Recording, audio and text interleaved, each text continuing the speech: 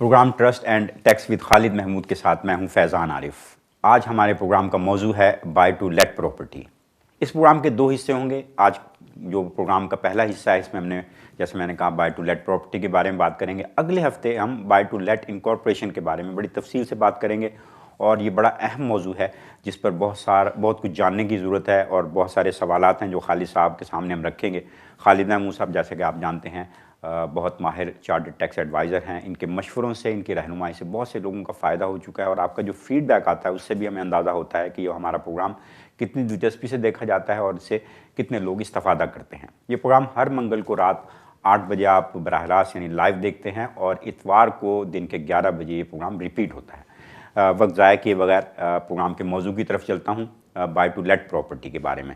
जी खालिद साहब, ये bye to late property जो है ये बड़ा दिलचस्प मौजू है और जो हमारे ओवरसीज़ लोग हैं, इंडियन, पाकिस्तानी या बांग्लादेशी या श्रीलंकन, उनका अच्छे वक्तों में वो आगे उन्होंने बहुत सारी प्रॉपर्टीज़ ले रखी हैं और किराए पे दे रखी हैं। ये बाय टू लेट प्रॉपर्टी जो है ये असल में है क्या? ये वो प्रॉपर्टी है जो इस मकसद के लिए ख़रीदी जाती है या बाद में फिर जब मॉर्गेज उतर जाए और सब कुछ जो है वो ठीक हो जाए तो फिर आप उसे किराए पे चढ़ाते हैं तो फिर उसे हम कहते हैं कि बाय टू लेट प्रॉपर्टी है। ये क्या है? शुक्रिया। ये बहुत हमारा इम्पोर्टेंट टॉपिक है और इसके जैसे कि हम आगे जाके बात करेंगे, दो हिस्से हैं। आज हम बाय टू लेट प्रॉपर्टी पर बात करेंगे, उसके बाद अगले प्रोग्राम में हम इसके जो बाय टू लेट इनकॉर्पोरेशन है, आपकी नंबर ऑफ़ प्रॉपर्टीज़ हैं तो उसको आप कंपनी में कैसे ट्रांसफ़र कर सकते हैं, उसके टैक्स कॉन्सिक्वेंसेस क्या हैं, अच्छा, उस पर हम बात करेंगे। तो आज के मौजू की तरफ बढ़ते हैं। बाय टू लेट प्रॉपर्टी एक मोर्गेज लेंडर्स ने एक टर्म क्रिएट की थी लैंडिंग के लिए। अच्छा, जिसमें आप मेन हाउस आपका होता है और जिसमें आप रहते हैं तो उसकी लैंडर उसको main house first time buyer के लिए भी कहता है।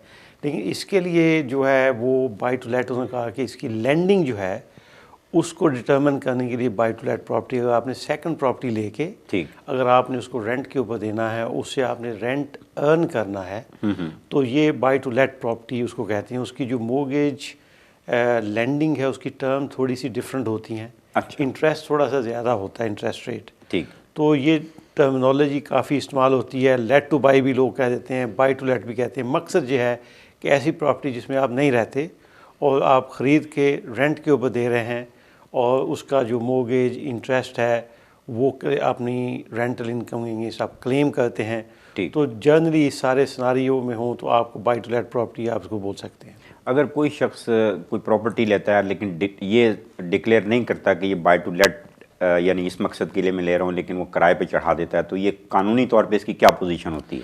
हाँ, ये जनरली जब आप मोर्गेज एप्लीकेशन देते हैं जी, उसमें आप जनरली उनको बताते हैं किस मकसद के लिए प्रॉपर्टी खरीद रहे हैं।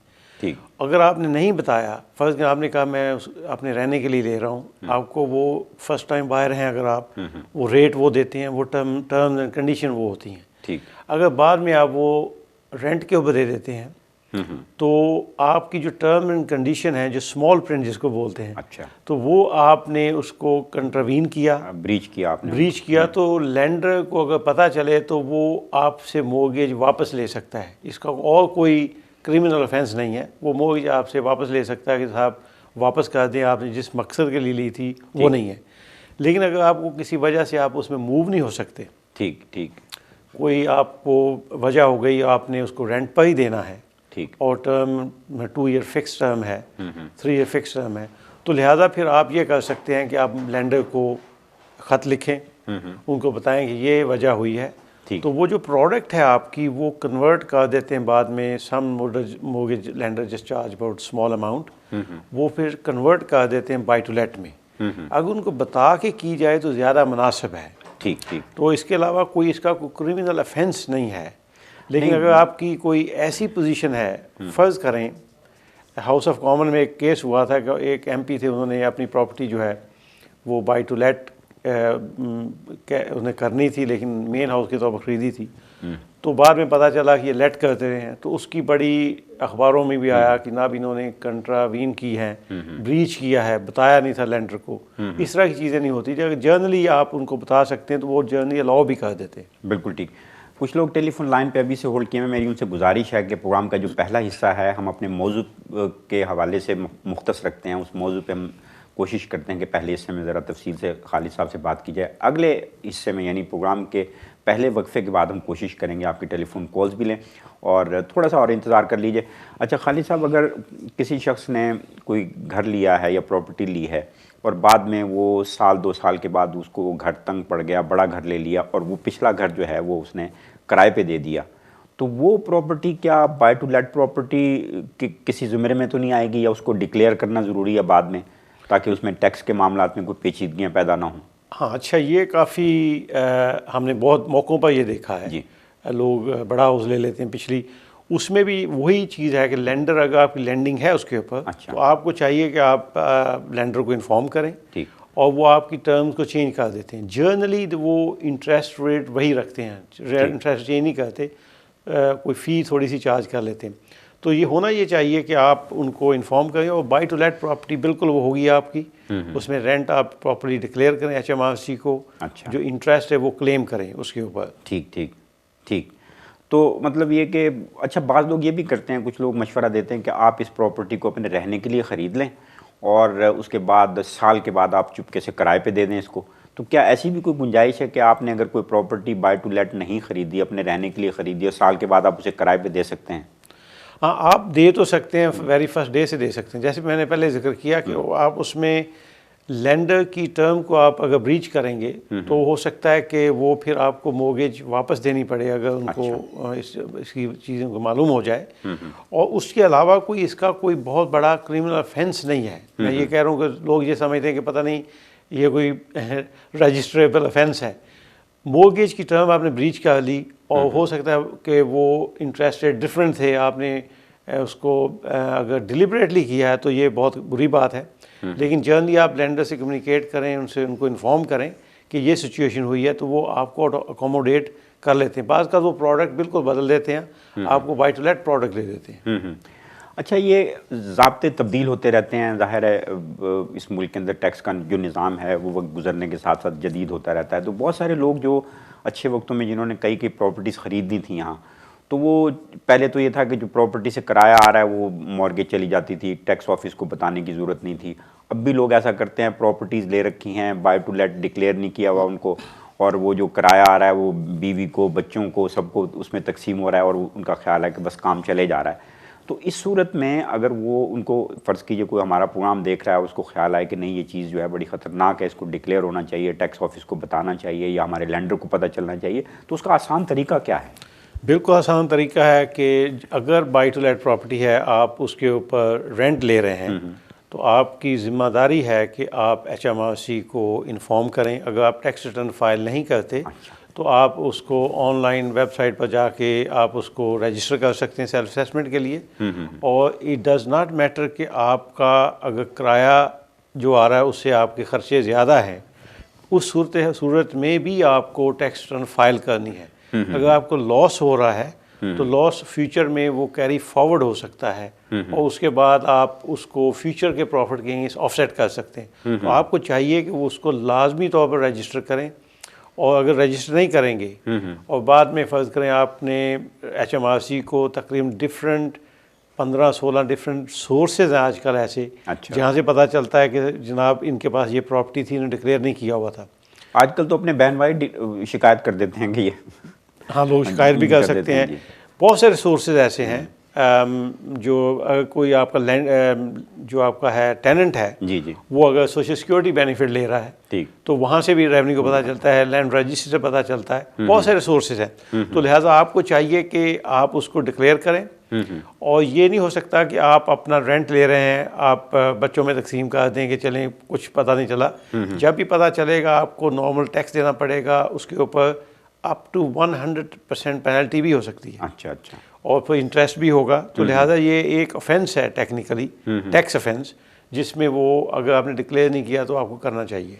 वैसे अगर मेरे नाम पे अगर फ़र्ज़ कीजिए प्रॉपर्टी है और वो किराए पे है, तो क्या उसमें से जो किराया आ रहा है या जो इसका इंटरेस्ट आ रहा है, उसमें क्या मैं गिफ्ट नहीं कर सकता अपने बच्चों को या बीवी को उसका जो मुनाफा है जो?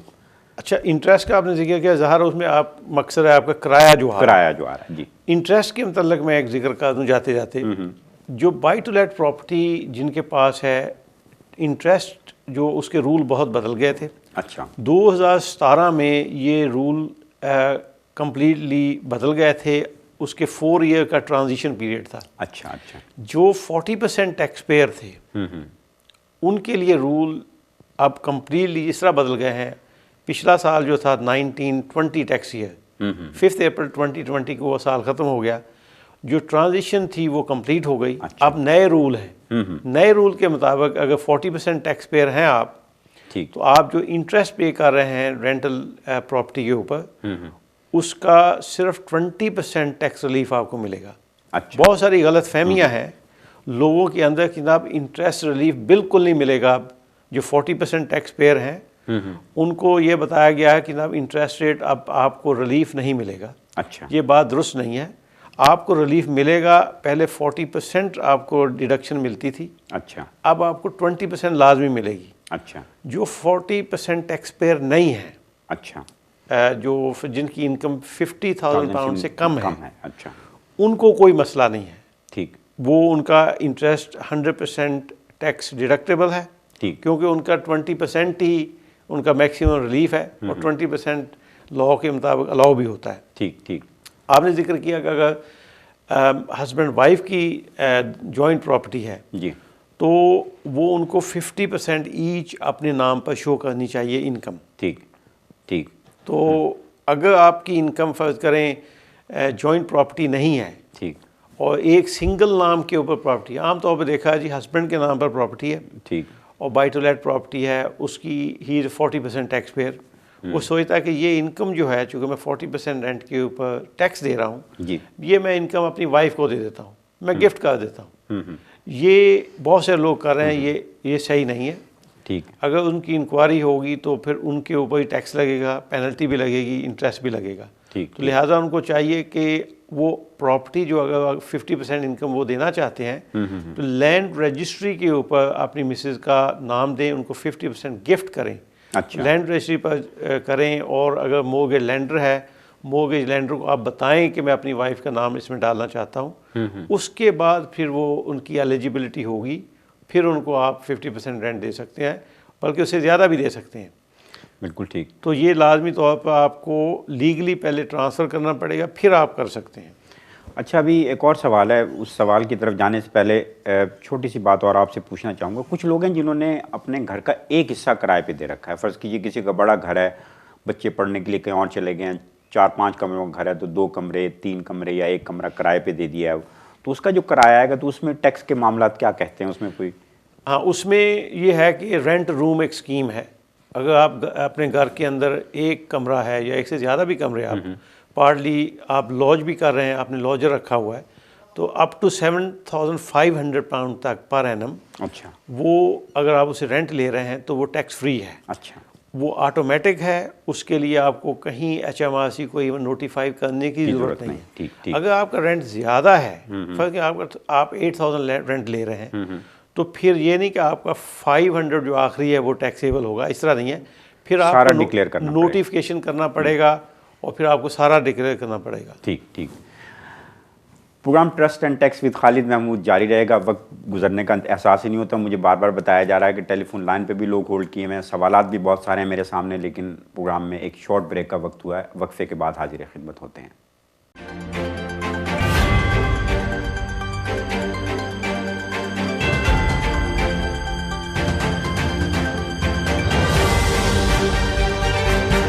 महमूद के साथ फिर से हाजिर खिदमत हैं। आज हमारे प्रोग्राम का मौजू है बाय टू लेट प्रॉपर्टी। कई सवालात मैंने खालिद महमूद साहब के सामने रखे और कई लोग जो होल्ड किए हैं वो भी कुछ सवालात करना चाहते हैं। तो पहले कॉल्स की तरफ चलते हैं, फिर बाकी सवालों जवाब।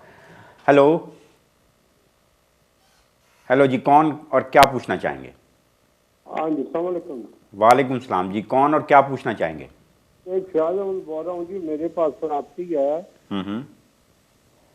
वो मैंने मोर्गेज पर ली थी। अच्छा ऑन इंटरेस्ट। अच्छा, अब उसकी टाइम थोड़ा रह 2 साल रह गए उसके। अच्छा, 170 तकरीबन मैंने उनके पैसे देने, जो ऑन इंटरेस्ट उनकी फी है। 170 अभी आपने मॉर्गेज देनी है उसकी? ये भी उनकी, हाँ। अच्छा, तो मैं लिया इतना था ना, ऑनली इंटरेस्ट लिया था, तो अब देना इतना ही है ना उन्हें, मैं इंटरेस्ट ही देता रहा उन्हें। अच्छा अब मेरे पास 2 साल रह गए हैं। अच्छा इस सिलसिले में मैं क्या कर सकता हूँ, क्योंकि मेरी अब रिटायर्ड लाइफ शुरू हो गई है इस साल। अच्छा चलिए, मैं ये सवाल आपका खालिद महमूद के सामने रखता हूँ, और बड़ा अहम सवाल है, बहुत सारे लोगों को इस मसले का सामना है। जी खालिद साहब, रिपीट उसका करेंगे। उन्होंने कहा है कि मैंने प्रॉपर्टी इंटरेस्ट ओनली ली थी, जिसका अब 2 साल मज़ीद रह गए मॉर्गेज देने के, और 1,75,000 175 या 170,000 कह रहे हैं कि मैंने उसकी मॉर्गेज देनी है, और मैं रिटायर्ड हूँ, तो 2 साल में मैं कैसे पे करूँगा, क्या बनेगा उसका? हाँ, उसके लिए आप ये कर सकते हैं कि आप एक्विटी रिलीज़ एक है स्कीम जो बहुत से लैंडर आजकल कर रहे हैं। एक्विटी रिलीज़ में आप फिर कांटेक्ट करें, तो उसके लिए आपको इनकम प्रूव करने की ज़रूरत नहीं होती जनरली। आप किसी जो IFA है, इंडिपेंडेंट फाइनेंशियल एडवाइज़र, उससे रब्ता करें। उनके पास बहुत सारी कंपनीज ऐसी हैं, वो इंट्रोड्यूस कर देंगे। अब मेन बैंक भी आपको दे रहे हैं। तो एक्विटी रिलीज़ में अगर आप रिटायर हो रहे हैं और आपके पास इनकम नहीं है, तो आप अपनी प्रॉपर्टी की एक्विटी रिलीज़ करवा लें। उसके लिए किसी इनकम की ज़रूरत नहीं होगी। आपकी एज के हिसाब से परसेंटेज होती है प्रॉपर्टी की वैल्यू परसेंटेज, उसके मुताबिक आपको वो जो लोन आपको दे सकते हैं। तो एग्जिस्टिंग लोन फिर आप पे कर दें वहाँ से, और एक्टिव रिलीज़ का जो लोन है फिर आपको मिल जाएगा। वो फिर लाइफ टाइम चलता है। आप उसके अंदर 2 ऑप्शन होती हैं। एक तो होता है कि आप उसका मंथली इंटरेस्ट भी दें, इंटरेस्ट ओनली ले सकते हैं। अगर आप अफोर्ड नहीं कर सकते और फ्यूचर में आपने वो खुदा न खास्ता आपकी वफ़ात के बाद वो प्रॉपर्टी आपके बच्चों ने बेच देनी है, और फिर जो आपका इंटरेस्ट है आप उसको रोल इन कर सकते हैं, तो आपका लोन अमाउंट बढ़ती जाएगी, और इवेंचुअली जब वो एंड पर प्रॉपर्टी सेल करके लैंडर को उसके पैसे मिल जाएंगे, इंक्लूडिंग कैपिटल और इंटरेस्ट। और अगर बच्चों ने प्रॉपर्टी बेचनी है, तो अगर नहीं इस तरह करना, तो फिर आप उसमें सादा इंटरेस्ट पे करते रहें। तो आप IFA से रब्ता करें, वो आपको बिल्कुल गाइड कर देंगे। बिल्कुल ठीक खालिद साहब। इससे पहले कि अगली कॉल लूँ, मैं एक सवाल थोड़ा सा ज़िमनी तौर पे पूछा था कि जो 40% टैक्स पेयर हैं, उनकी क्या पोजीशन होती है, कि क्या वाकई उनका इंटरेस्ट ज़ीरो है, या इस सिलसिले में भी कोई क्लैरिटी है? हाँ, उसमें मैंने जैसे पहले जिक्र किया कि जो रूल बदल गए थे अप्रैल 2017 से, उसमें ये कहा गया था कि जो 40% टैक्स पेयर है, जी जी, उसकी जो टैक्स में जो डिडक्टिबिलिटी है इंटरेस्ट की, ठीक, वो 40% उसको रिलीफ नहीं दिया जाएगा मज़ीद। अच्छा अच्छा, उसकी मिसाल मैं देता हूँ कि अगर आप 40% टैक्स पेयर हैं और फ़र्ज़ किया आपके पास एक प्रॉपर्टी है, उसके ऊपर 10,000 पाउंड रेंट आ रहा है, अच्छा और उसका जो इंटरेस्ट आप पे कर रहे हैं वो अज्यूम करें 4,000 है, अच्छा, तो नेट जो है 6,000, उसके ऊपर 40% टैक्स आप पे कर रहे हैं। सो 2,400 आपका वो टैक्स बनता था। ये अप्रैल 2017 से पहले। वो ग्रेजुअली सारे रिलीफ उन्होंने आहिस्ता आहिस्ता 40 से अब 20 पर ले आए हैं। इस साल, जिस साल में हम बैठे हुए हैं 2021 टैक्स ईयर में, अच्छा, अब वो अगर अपनी टैक्स रिटर्न फाइल करेंगे तो उनको जो टैक्स होगा वो 4,000 के ऊपर इंटरेस्ट रिलीफ नहीं मिलेगा, अच्छा, 40%, अच्छा, उसको 20% उनको मिलेगा। अच्छा अच्छा, तो अब उनका जो टैक्स बिल है वो बढ़ के 2,400 से 3,200 हो जाएगा। अच्छा, ये कि 4,000 के ऊपर 40% टैक्स जो था वो 1,600 था फुल रिलीफ। अब को 20% उनको मिलेगा। 4,000 के ऊपर 20% विच इज़ 800 पाउंड, वो रिलीफ मिल जाएगा। जो उनको रिलीफ नहीं मिला 800 का, तो वो इनका उतना टैक्स इंक्रीज़ हो जाएगा। 2,400 से वो 3,200 हो जाएगा। लेकिन उनको 20% रिलीफ लाजमी तौर पर मिलेगा। अच्छा, एक और दिलचस्प बात, जैसे मैं पहले जिक्र किया, जो बेसिक रेट टैक्स पेयर हैं, मेजॉरिटी लोग हैं जिनके पास 1 या 2 प्रॉपर्टीज़ हैं, सही, उनका कोई पेंशन आ रही है या बेसिक इनकम है या बेसिक एम्प्लॉयमेंट है, तो उनके लिए यह है कि वो उनकी अगर इनकम 50,000 पाउंड से कम है ठीक, और उनके पास रेंटल इनकम भी है, उनको कुछ और करने की ज़रूरत नहीं है। ये रूल उनको अफेक्ट नहीं करेंगे, करता, ठीक है, एज लॉन्ग एज वो प्रॉपरली टैक्स रिटर्न अपनी फाइल करें और कर रहे हैं। ठीक, एक और इसमें इजाफा करता चला जाऊँ कि अगर आपने पहले जिक्र किया था, अगर प्रॉपर्टीज़ आपने ली हुई हैं, रेंट शो नहीं किया हुआ, अच्छा, हमने एक पिछले प्रोग्राम में जिक्र किया था कि आप बाई टू लेट प्रॉपर्टीज़ का, आप लेट प्रॉपर्टी कंपेन है एक HMRC, एक इमनेस्टी स्कीम है, ठीक। उसमें आप उसको डिक्लेयर कर सकते हैं। अगर फर्ज करें आपने 5 साल पहले प्रॉपर्टी ली थी, आपने रेंट डिक्लेयर नहीं किया हुआ, ठीक। क्योंकि आपको आगे जाके मज़ीद मसाइल पैदा हो सकते हैं। जब आप प्रॉपर्टी ट्रांसफ़र करेंगे, सेल करेंगे, उस वक्त भी HMRC को पता चल सकता है, फिर आपको पिछले सारा रेंट के ऊपर टैक्स देना पड़ेगा, ठीक। और पेनल्टीज इंटरेस्ट भी देना पड़ेगा। पेनल्टी कोड भी अप टू 100%। ठीक। तो लिहाजा आपको चाहिए कि वो आप लेट प्रॉपर्टी कंपेन को, स्कीम को इस्तेमाल करें। तो ये एमनेस्टी की कोई तारीख है कि? बिल्कुल सी तारीख नहीं है, उसकी कोई डेडलाइन नहीं है। अच्छा। आप किसी वक्त भी कर हाँ, सकते हैं, वेबसाइट पर जाएं, नोटिफिकेशन करें, हाँ। नोटिफिकेशन करें, आपने फाइल करें 5 साल के अकाउंट, उसमें जो इंटरेस्ट है वो तो लगेगा टैक्स के ऊपर। पेनल्टी जो है वो तकरीबन 10% है। अच्छा। कुछ केसेस में 20% है और 10% है। ठीक। आपके अगर अकाउंटेंट हैं, उनसे आप कहें कि वो आपके लिए करें। अगर नहीं है तो किसी भी प्रोफेशनल से आप रब्ता करें, किसी प्रोफेशनल चार्ट टैक्स एडवाइजर रब्ता करें, तो वो आप लेट प्रॉपर्टी कंपेन का कि आपने पिछला क्लियर कर सकते हैं। बिल्कुल ठीक। अगर आपने इंटरेस्ट भी था आपका, तो आप वो क्लेम कर सकते हैं। अच्छा। उसके अंदर तो ये नहीं है कि आपका वो, चूँकि आपने पहले डिक्लेयर नहीं किया हुआ। और इसमें एक फ़ाइनल बात इस सिलसिले में ये है कि जो 40% टैक्स है, 40% इंटरेस्ट जो है उसके ऊपर 40% ख़त्म हो गया, उसका रिलीफ अब 20% रह गया। एक दो और भी कॉस्ट है, जैसे आप रीफाइनेंस करते हैं। अगर आपने मोर्गेज ली हुई है, आप उसको रीफाइनेंस किया है, ठीक। तो उसको एक्स्ट्रा पैसे आपने एक्सट्रैक्ट किए हैं, तो उसकी जो रीफाइनेंस कॉस्ट है, जो फिक्स फ़ी होती है बैंक की या लीगल फ़ी है, वो भी अब अलाउबल है एज ए फाइनेंस कॉस्ट।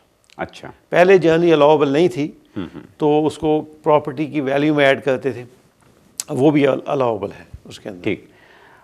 जैसा कि खालिद साहब कहते हैं, जब भी आप टैक्स के मामलात में जब भी कोई मशवरा लें तो कोशिश करें, ध्यान में रखें कि किसी प्रोफेशनल से, माहिर से मशवरा लें, क्योंकि बाज़ औक़ात जो चीज़ें आपके सामने खालिद साहब यहाँ आपको बताते हैं, ये एक बुनियादी ढांचा है चीज़ों का जो आप तक पहुँचाया जाता है। इसमें मामलात इतने सादा भी नहीं हैं। इसके लिए आप ज़रूरी है कि आपकी सारी जो सूरत हाल है उसको पेश नज़र रखा जाए, फिर आपको एडवाइस की जा सकती है। लेकिन ज़रूरी है कि चाहे आप किसी से भी मशवरा लें, किससे भी आप गाइडलाइन लें, लेकिन उसका प्रोफेशनल होना बड़ा ज़रूरी है। और ज़ाहिर है बाज़ औक़ात आप अगर किसी प्रोफेशनल से रब्ता नहीं करेंगे तो बाज़ औक़ात लेने के देने भी पड़ सकते हैं। खालिद साहब, 2-3 लोग हैं जिन्होंने सवालात छोड़े हैं, वो टेलीफोन लाइन पे नहीं आना चाहते, तो मैं उनके सवाल आप तक पहुंचा देता हूं। एक तो किसी ने पूछा है कि मैं और मेरे हस्बैंड जो है, हम जॉइंट ओनर हैं किसी प्रॉपर्टी के, तो जो किराया आता है उसकी प्रोपोर्शन को हम ऊपर नीचे कर सकते हैं या इसके लिए कोई सेट रूल है? हाँ, इसमें भी हमने देखा है काफ़ी लोग ये कहते हैं कि जॉइंट प्रॉपर्टी है हस्बैंड वाइफ के नाम जी, और अगर उसे रेंट आ रहा है फ़र्ज़ करें 10,000 जी, तो वो जो हस्बैंड है फ़र्ज़ करें उनका 40% टैक्स पेयर है, ठीक। वो कहता है मैं अपना गिफ्ट कर देता हूँ 50% से ज़्यादा अपनी वाइफ को, 80% या 90% या 99% भी हमने देखा। अच्छा। कि वो अपनी वाइफ को दे देता हूँ कि दिस इज़ फाइन। लेकिन ये लीगल है? नहीं, बिल्कुल लीगल नहीं है। उसके लिए अगर HMRC इन्वेस्टिगेट करेगा तो पिछले सालों का सब जो उसने किया हुआ था, ठीक, वो उसके ऊपर टैक्स भी लगेगा, इंटरेस्ट भी होगी, पेनल्टी भी होगी। अच्छा। तो लिहाजा उनको ये नहीं करना चाहिए। उसका एक तरीक़ाकार है। आप अगर आपके अकाउंटेंट हैं, आपके प्रोफेशनल हैं कोई, वो इसको कहते हैं फॉर्म 17 मेथड।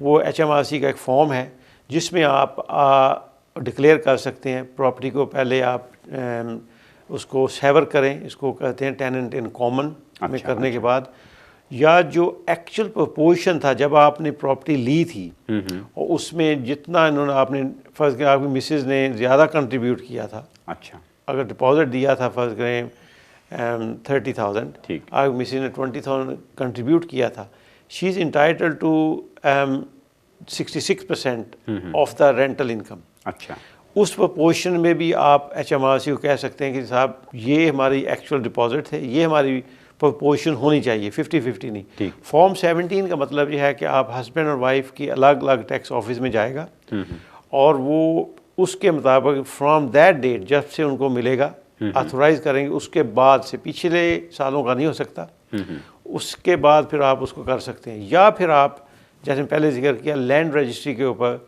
आप प्रॉपर्टी को टेनेंट इन कॉमन एक जो है जॉइंट टेनेंसी का रूल, उसके मुताबिक आप अपनी मिसेज को फर्ज करें 75% प्रॉपर्टी गिफ्ट कर दें, ठीक है, उनके नाम 50 थी, आपके नाम 50 थी, ठीक, तो आप अपनी प्रॉपर्टी से 25% उनको गिफ्ट कर दें, उनके पास 75 हो गई, आपके पास 25 हो गई, तो फिर आपकी वो पोजीशन में रेंट ये रिकॉर्ड पे होना ज़रूरी है। हाँ, अदरवाइज जो रेवेन्यू है उसके पास एंटी अवॉइडेंस रूल्स हैं, जिसके तहत आप इस तरह रेंट को इसके बगैर इन लीगल तरीक़ों के गिफ्ट नहीं कर सकते। अच्छा, एक और सवाल जो छोड़ा गया वो भी आपने वक्फे से पहले उसका जवाब दिया था थोड़ा सा, कि जो कमरे किराए पे देते हैं, तो यानी आपका घर है, किसी का घर है, उसने अपने कुछ कमरे किराए पे दिए हैं, तो आपने बताया कि 7,500 जो है ना वो सालाना आपको उसमें यानी टैक्स फ्री अलाउंस है वो, तो क्या ये अगर फ़र्ज़ करें एक से ज़्यादा लोग ओनर हैं सबके लिए इतना है या किसी एक प्रॉपर्टी पे एक ही अमाउंट है? हाँ, ये दिलचस्प सवाल है कि आपने पूछ लिया, क्योंकि क्लैरिफिकेशन इसकी ज़रूरी है। ये पर हाउस होल्ड पर प्रॉपर्टी है। अगर आप हस्बैंड वाइफ हैं तो आप आधा रेंट आपको मिल सकता है, और लेकिन पर पर्सन नहीं है, तो 7,500 पर हाउस होल्ड पर प्रॉपर्टी, और एक ही प्रॉपर्टी का एक हाउस होल्ड एक, अगर उनकी 2 प्रॉपर्टियाँ हैं तो ज़ाहिर है कि ये रेंट रिलीफ इसलिए है कि आपके साथ कोई रह रहा है। अच्छा। अगर आपकी सेकंड प्रॉपर्टी अगर आपने लेट की हुई है तो वहाँ ये रिलीफ अवेलेबल नहीं होगा, वो सिर्फ आपकी मेन प्रॉपर्टी में लॉजर जो है वो उसके लिए होगा। एक दिलचस्प और बात है इसमें कि अगर आपने लॉजर रखा हुआ है, अभी जो कैपिटल गेन टैक्स के रूल बदल गए हैं, कैपिटल गेन टैक्स हमने पहले प्रोग्राम में किया था, उसके रूल बदल गए हैं। आपको एक लेटिंग रिलीफ मिलता था, 40,000 पाउंड पर पर्सन था, हस्बैंड वाइफ के दरमियान 80,000 था कैपिटल गेन रिलीफ। वो रिलीफ अब विड्रॉ कर लिया गया है 6 अप्रैल 2020 से। लेकिन अगर आपके पास लॉजर है, ठीक, फिर आप फ्यूचर में अगर प्रॉपर्टी बेचते हैं तो वो आपको कैपिटल गेन टैक्स वैसे उस पर लगना नहीं चाहिए। अच्छा, अगर वो लॉजर फर्ज करें ज़्यादा रेंट दे रहा है, आपको 10,000 दे रहा है, तो आप रेंट डिक्लेयर भी कर रहे हैं अपनी रिटर्न के ऊपर, तो लेटिंग रिलीफ फ्यूचर में जाके आगे आपको मिलेगा। तो लिहाजा एक ऐसा रिलीफ है कि लॉजर को रखने के 2 फ़ायदे हैं। एक तो 7,500 तक आपका वो टैक्स फ्री है, उसकी किसी टैक्स रिटर्न की ज़रूरत नहीं है, कहीं नोटिफिकेशन की ज़रूरत नहीं है। अच्छा, अब वो टैक्स फ्री है कंप्लीट, और आगे जाकर कैपिटल गेन का भी कोई इशू नहीं है। बिल्कुल ठीक। Program trust and tax with Khalid Mahmood के साथ प्रोग्राम में एक और वक्फे पे जाने से पहले आपसे गुजारिश कर दूं कि हमारा जो ईमेल एड्रेस आ रहा है वो भी नोट करके कहीं रख लीजिए। अगर आपको मज़ीद कुछ पूछने की ज़रूरत है आप ईमेल कर सकते हैं। खालिद महमूद साहब फेसबुक पे भी हैं, अगर आप गूगल करें खालिद महमूद CTA तो वहाँ भी प्रोग्राम, सोशल मीडिया पे वहाँ भी आपको प्रोग्रामों की भी तफसील मिल सकती है। अपना कोई सवाल जवाब करना चाहें उसकी भी गुंजाइश मौजूद है। और जो लोग होल्ड किए हुए हैं, कुछ लोग होल्ड किए हुए हैं, कुछ लोग सवाल छोड़ना चाहते हैं, तो जो सवाल छोड़ना चाहते हैं, मैं तो ज़ाहिर है यहाँ सवाल नोट नहीं कर सकता, वो हमारे बैक स्टूडियो में अपना सवाल छोड़ दें। जिस तरह पहले 2-3 लोगों ने छोड़ा, तो हम आपके सवाल का वक्फे के बाद जवाब दे सकेंगे। तो चलते हैं एक शॉर्ट ब्रेक की तरफ। And tax with Khalid Mahmood के साथ फिर से हाजिर खिदमत हैं। खालिद महमूद साहब हमारे साथ मौजूद हैं, जो चार्टर्ड टैक्स एडवाइज़र हैं, आपको बड़े मुफीद मशवरे देते हैं। और हमारा ये प्रोग्राम जो है हर मंगल को रात 8 बजे नशर होता है, और फिर इतवार को दिन के 11 बजे ये रिपीट होता है। और फेसबुक पे, सोशल मीडिया पे अगर आप गूगल करें तो आपको खालिद महमूद CTA, तो आपको वहाँ ये प्रोग्राम भी मिल जाएंगे, तफसीलात भी मिल जाएंगी। खालिद साहब 2-3 लोगों ने सवालात छोड़े हैं। अभी एक कॉलर थे वक्फे के दौरान, उन्होंने मल्टीपल प्रॉपर्टी के हवाले से पूछा है और कैपिटल गेन के हवाले से। उसका पहले तो आप सवाल ज़रा क्लियर करके, क्योंकि मैं नालायक आदमी हूँ, मुझे पूरा सवाल उनका समझ नहीं आया जी। Yeah, we had 2 questions. One question is about buy-to-let property, and incorporating buy-to-let property. As I mentioned, the next program we will be completely talking about buy-to-let incorporation. It's a very hot topic. I briefly mentioned that HMRC clearance no longer available. It used to be available as non-statutory clearance you could get from HMRC. Whether this buy-to-let incorporation will attract Section 162 incorporation relief. That clearance has been withdrawn from November 2017. So therefore, clearance is not available. But there is a possibility that buy-to-let properties, if is treated as business, and technically between two people as a partnership business, so buy-to-let incorporation, it is possible. There are certain conditions, there are a lot of pitfalls that one should be very careful about. Also, there is a possibility of stamp duty relief. We will discuss in detail in our next week program. So we will have a full program on this one. So Second question, this matter is very important regarding capital gain and stamp duty. Yeah. Second question उन्होंने कहा उर्दू में बताएं तो वो कहा कि मेरे पास 15, 20 या 30 प्रॉपर्टीज़ हैं, उसकी कैपिटल गेन की क्या पोजीशन होगी। ये टॉपिक भी actually buy to let incorporation का टॉपिक है। अगले वीक में हम इस पर डिटेल में गुफ्तगू करेंगे। अगर फ़र्ज़ करें 30 प्रॉपर्टीज़ हैं किसी की बाय टू लेट, उसका पोर्टफोलियो वैल्यू है फ़र्ज़ करें 8 मिलियन मार्केट वैल्यू, और उसके ऊपर उसने ली थी बहुत पुरानी, फ़र्ज़ करें वो 4 मिलियन की ली थी, और 4 मिलियन की कॉस्ट है, 8 मिलियन उसकी वैल्यू है, तो जो 4 मिलियन अपलिफ्ट है गेन, उस पर कैपिटल गेन होगा 28% अगर आप सेल करें। लेकिन वही प्रॉपर्टी अगर आप सेल करें to a limited company, capital gain will be exactly same 28%। लेकिन अगर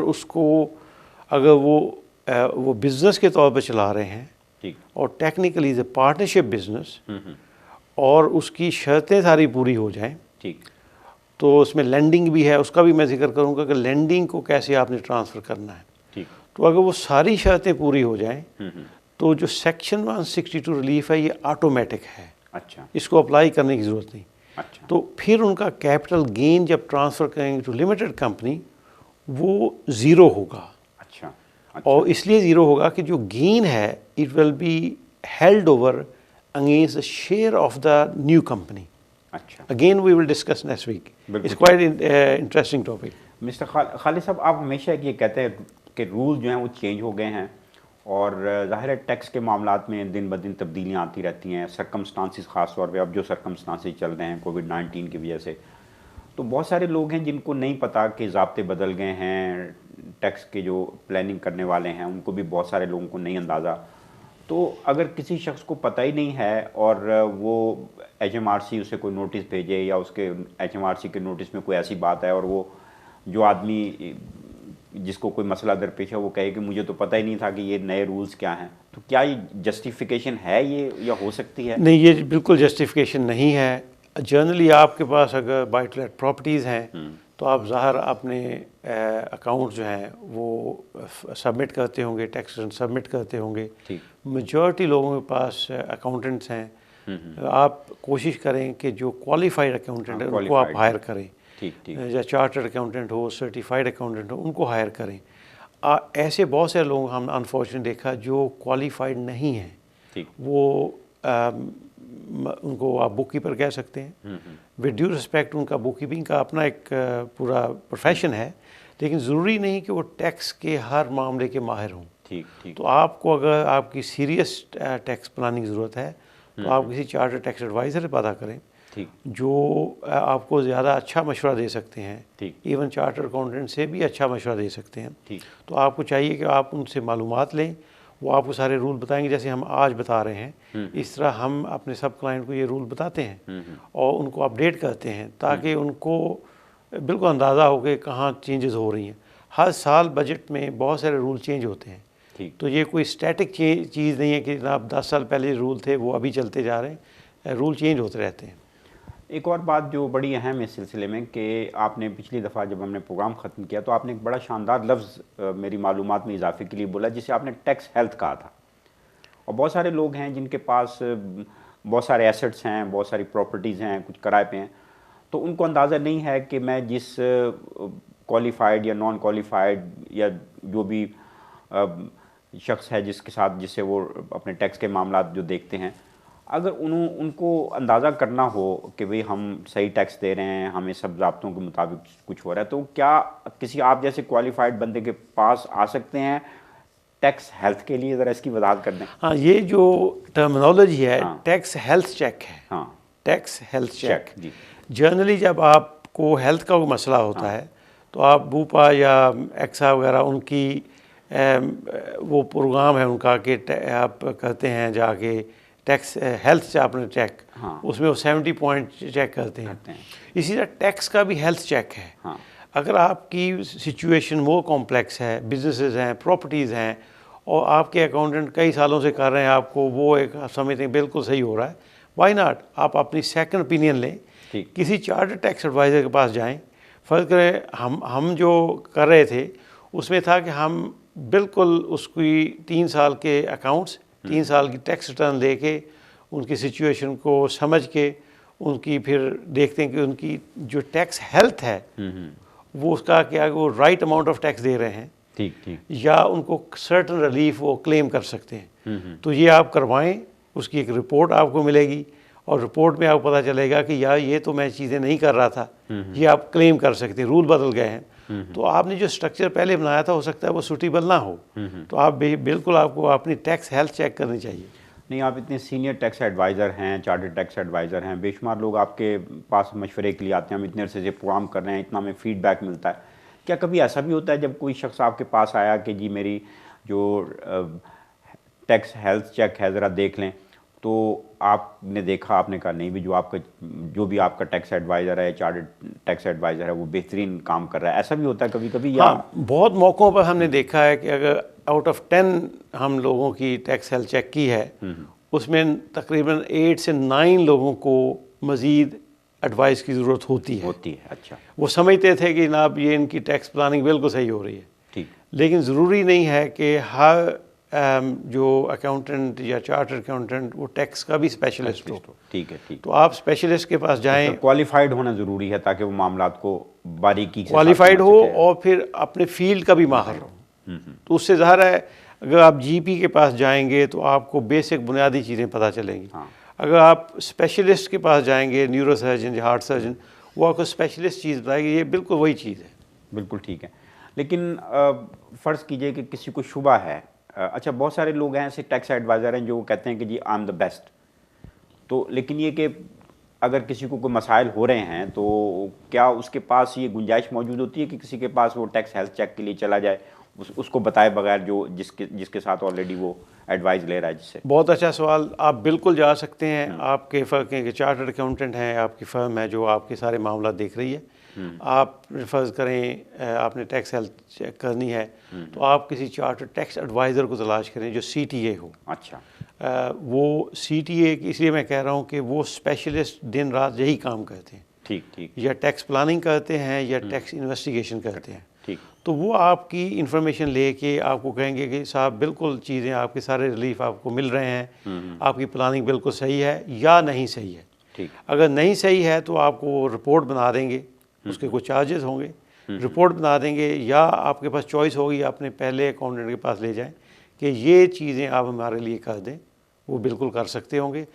अगर उन्होंने करनी होती तो पहले कर देते। तो या फिर उसी चार्टर्ड टैक्स एडवाइज़र के पास जाएं कि वो आपके लिए इम्प्लीमेंट कर दे, तो ये बड़ा आसान तरीका है, उसमें कोई मसला नहीं। इससे पहले कि मैं 2-3 सवाल किसी और ने छोड़े हैं, टेलीफोन कॉल पे भी 1-2 लोग होल्ड किए, मैं एक छोटी सी बात पूछना चाहता हूँ क्रेडिबिलिटी की। जो लोग चार्टर्ड टैक्स एडवाइज़र हैं, ज़ाहिर है उनका वास्ता इनलैंड रेवेन्यू से या HMRC से जो है ना मुस्तकिल पड़ता रहता है, तो क्या जो क्वालिफाइड लोग हैं उनकी कोई क्रेडिबिलिटी भी होती है वहाँ उस दफ्तर में? नहीं, उसमें इस तरह को कोई सेट क्राइटेरिया नहीं है कि एक चार्टर्ड टैक्स एडवाइज़र है, चार्टर्ड अकाउंटेंट है, या एक आम बंदे ने खुद अपनी चीज़ फ़ाइल की है, एज लॉन्गेस्ट उन्होंने करेक्ट चीज़ फ़ाइल की हुई है तो दैट इज़ सफिशेंट। ठीक। लेकिन ज़ाहिर है कि जो इंस्पेक्टर हैं, अगर कोई कॉम्प्लेक्स मैटर है, अगर किसी स्पेशलिस्ट ने वो सबमिट किया है तो उसकी एक ऑटोमेटिक रिस्पेक्ट है कि ये प्रोफेशनल है, इसने रूल रेगुलेशन के मुताबिक काम किया होगा। अगर उसकी कोई क्वालिफ़िकेशन नहीं है तो एक इंस्पेक्टर चूँकि ऑर्डिनरी ह्यूमन बीइंग की तरह वो सोचता है कि क्या इसने जो एडवाइस दी है ये क्रेडिबल है या नहीं है, उसमें फिर डाउट क्रिएट होता है, तो उसको वो दोबारा वो ज़्यादा केयरफुली चेक करता है। ये इस तरह का डिस्टिंक्शन है, लेकिन between adviser shouldn't be any issue. लेकिन जो बिल्कुल क्वालिफाइड नहीं हैं तो जब वो रिव्यू करते हैं, अगर उनके ख़त भी साथ जाता है, वो देखते हैं कि कौन लोग हैं, तो वहाँ से उनको अंदाज़ा हो जाता है कि वो हो सकता है कि मज़ीद क्वेश्चन पूछ सकते हैं। ठीक। नॉन क्वालिफाइड की इंफॉर्मेशन ठीक हो सकती है, ये नहीं मैं कह रहा, लेकिन मोर लाइकली चांस है कि वो ठीक नहीं होगी या अप टू डेट नहीं होगी। अच्छा, चूंकि अगला प्रोग्राम हमने जो है वो बड़े अहम मौजू पे करना, बाय टू लेट कॉरपोरेशन के बारे में, तो थोड़ा सा इसके बारे में ज़रा बताइए कि आजकल इसका बड़ा रुझान है कि बहुत सारी प्रॉपर्टीज़ किसी के उन्होंने कहा जी ठीक है कंपनी बना के सब कुछ इसमें डाल दें। हाँ, इतना आसान है, ये कोई पेचीदा मसला है? हाँ जी, इसीलिए हमने इसके लिए पूरा प्रोग्राम रखा है। बाय टू लेट इनकॉर्पोरेशन, इसको आप कह सकते हैं आजकल फीवर है, एवरीबॉडी उसको करना चाह रहा है। जिसकी एक प्रॉपर्टी है, 2 प्रॉपर्टी हैं, 4 प्रॉपर्टियाँ हैं, उनके जो एडवाइज़र हैं बहुत सारे, वो भी उनको बहुत सारी जगहों पर देखा है कि वो मशवरे सही नहीं दिए गए, ठीक। और उनको आने वाले दिनों में ह्यूज टैक्स इन्वेस्टिगेशंस का सामना हो सकता है। आपको पहले भी पता है कि जो चांसलर है उसने टैक्स को रेज़ करने के लिए मुख्तलिफ तरीके इस्तेमाल करने आगे जाके, जो इतना उन्होंने बाउंस बैक लोन और सारे फरलो और बाकी सारे जो हेल्प की हुई है, तो तकरीबन 100 बिलियन से ऊपर उन्होंने स्पेंड किया। तो उन्होंने वो टैक्सेस या तो रेज़ करने हैं या उनकी जो इन्वेस्टिगेशन वगैरह हैं वो ज़्यादा होंगी, यानी जो खजाना खाली हुआ है उसको भरना है। तो मेरा ख्याल है कि buy to let incorporation is very specialist area, और उसके लिए क्लाइंट्स को, लोगों को स्पेशलिस्ट एडवाइस भी चाहिए। बिल्कुल ठीक। ऑर्डिनरीली अगर आप करेंगे उसमें आपको कैपिटल गेन भी लग सकता है, आपको स्टैम्प ड्यूटी भी लग सकती है, उसके ऊपर बहुत सारे पेनल्टीज़ भी लग सकती हैं आने वाले दिनों में। तो लिहाजा आपको चाहिए, अगले प्रोग्राम में हम इस पर बताएंगे कि आप क्या एलिजिबिलिटी क्राइटेरिया है। जैसे हमारे एक कॉलर ने अभी पूछा था कि HMRC की नॉन स्टैचुटरी क्लियरेंस क्या ले सकते हैं, उसका मैंने जवाब दिया कि वो नॉन स्टैचुटरी क्लियरेंस इस मकसद के लिए HMRC ने वो बंद कर दी हुई है। ठीक। बिल्कुल उस पर नहीं देते कि बहुत सारे लोग पूछने लग गए थे। तो लिहाजा इसके और तरीके क्या हैं, इस पर हम बड़े तफसील से बात करेंगे अगले ट्यूसडे। बिल्कुल ठीक है, बड़ा अहम मौजू है कि बाय टू लेट इनकॉर्पोरेशन के बारे में खालिद साहब ने बहुत सारी चीज़ें जो है वो आज डिस्क्लोज़ नहीं की। बहुत सारे सवालात भी लोग करते रहे हैं, वो सवालात हमने उठा के एक तरफ रखे हैं। अगले प्रोग्राम में इस पर बड़ी तफसील से बात करेंगे। उन तमाम अहबाब का शुक्रिया जिन्होंने प्रोग्राम देखा, और उनसे माज़रत जिनकी टेलीफोन कॉल्स हम नहीं ले सके। और जैसा मैंने प्रोग्राम के पहले हिस्से में भी कहा, दूसरे हिस्से में भी कहा कि ये प्रोग्राम हर मंगल को रात 8 बजे और इतवार को दिन के 11 बजे आप देख सकते हैं। और सोशल मीडिया पे और गूगल अगर आप करें तो उस पर खालिद महमूद CTA टाइप करें तो आपको इन प्रोग्रामों की तफसील मिल जाती है। और इसके साथ ही आज का प्रोग्राम अपने इख्तिताम को पहुंचता है। अपने मेज़बान फैज़ान आरिफ और जनाब खालिद महमूद साहब को इजाज़त दीजिए। अल्लाह हाफिज़।